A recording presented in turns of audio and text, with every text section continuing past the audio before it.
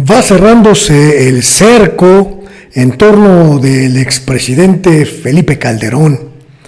La caída de sus principales aliados en materia de seguridad poco a poco va arrojando evidencias muy concretas del involucramiento de una buena parte de la cúpula del gobierno del presidente Felipe Calderón en asuntos de narcotráfico. Esta tarde, uno de los principales colaboradores de Genaro García Luna, Iván Reyes Arzate, quien fuera comandante de la Policía Federal, pues se declaró culpable ante la Corte de Brooklyn en Estados Unidos de conspirar para traficar cocaína desde México hacia Estados Unidos en el periodo en el que fungió como funcionario público encargado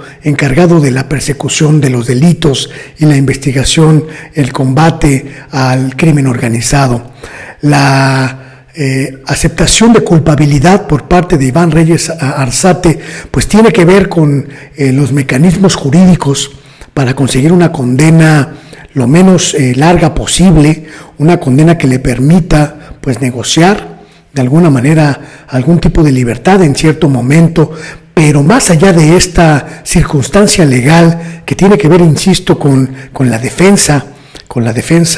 jurídica de su caso, lo importante pues es el hecho de que uno de los principales aliados, uno de los principales estrategas de Genaro García Luna ya es culpable ante la Corte de Estados Unidos, ante la justicia estadounidense del crimen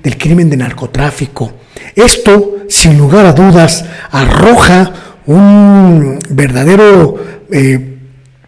contenedor de basura en torno de la imagen del gobierno del presidente Enrique Peña Nieto y el presidente Felipe Calderón, administraciones para las cuales trabajó y con las cuales colaboró Iván Reyes Arzate, pero sobre todo, más allá de este inmensísimo contenedor de basura, pues arroja luces sobre el proceso que también en Estados Unidos, también en la Corte de Brooklyn, se sigue en torno de Genaro García Luna. Cada vez es más evidente que se acaban los caminos legales para el equipo más cercano de Felipe Calderón. Cada vez es más evidente que se agotan los caminos y las rutas para escabullirse de la acción de la justicia de estos hombres que pues colaboraron con el narcotráfico, colaboraron con la delincuencia organizada y desde la posición de poder que les otorgó el gobierno de Felipe Calderón, pues trabajaron para los malos, trabajaron para los delincuentes, trabajaron para los criminales en contra de la sociedad mexicana. El Departamento de Justicia estadounidense pues ha ya documentado sobornos importantes, sobornos millonarios en contra de estos exfuncionarios mexicanos, pero también ha podido ya documentar una muy sofisticada red de colaboración, de contubernio entre las autoridades encargadas de la persecución de los delitos del crimen organizado y las bandas delincuenciales, lo cual, sin lugar a dudas, pues abre la interrogante mayor, la más importante de las interrogantes. Si el primer círculo de estima, si el primer círculo de inmediatez de poder de Felipe Calderón estuvo tocado por el narcotráfico, no puede ser de ninguna manera insospechable que el propio Felipe Calderón pudiera haber estado al tanto de esas y otras muchas ligas con el crimen.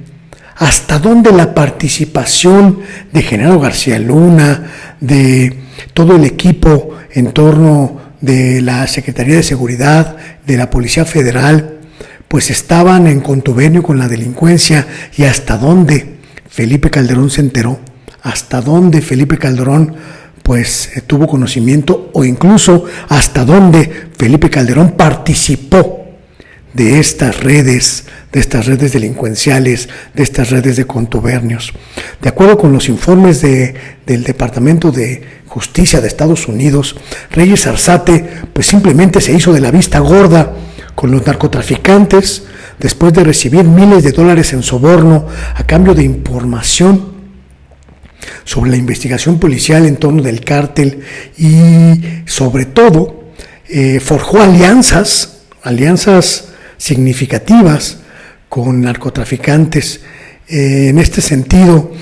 Arzate pues le dio la espalda a México, pero del mismo modo Genaro García Luna lo hizo, del mismo modo Cárdenas Palomino lo hizo, del mismo modo incluso pues la gente cercana a Felipe Calderón lo hizo. Es importante en este punto establecer que la participación de Reyes Arzate en los crímenes de narcotráfico, el contubernio con el narcotráfico, le va a permitir negociar una liberación pronta, la colaboración con la DEA, la colaboración con el Departamento de Justicia, podrían significarle beneficios en términos de penalización. Podría enfrentar Reyes Arzate a una sentencia pues de por lo menos 5 años de prisión, máximo 40, pero la colaboración con las autoridades estadounidenses le podría generar el beneficio de una liberación incluso inmediata. Si las condiciones se establecen de esa manera, pues él podría fácilmente no pisar la cárcel.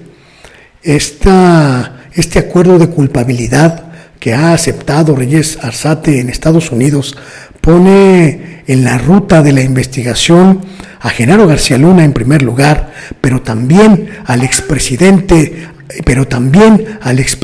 Felipe Calderón en este sentido. Creo que si le agotan, como decía yo, se le agotan los caminos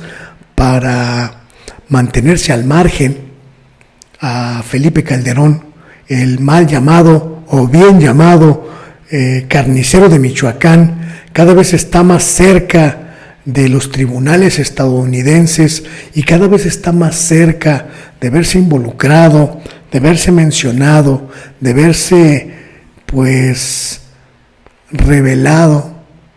como un copartícipe en lo que sin duda fue el más triste, el más sangriento y el más nocivo de los gobiernos que haya tenido México en los últimos años.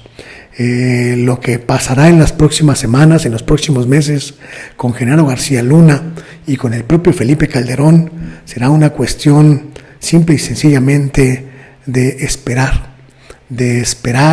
y de tener lista la libreta para anotar hasta dónde llega la investigación de las autoridades estadounidenses en contra de esta camarilla voraz, sangrienta y traidora que entregó el pueblo de México, entregó a la sociedad mexicana en las garras del crimen organizado. Yo soy Luis Guillermo Hernández y esto es El Oficio del Reportero.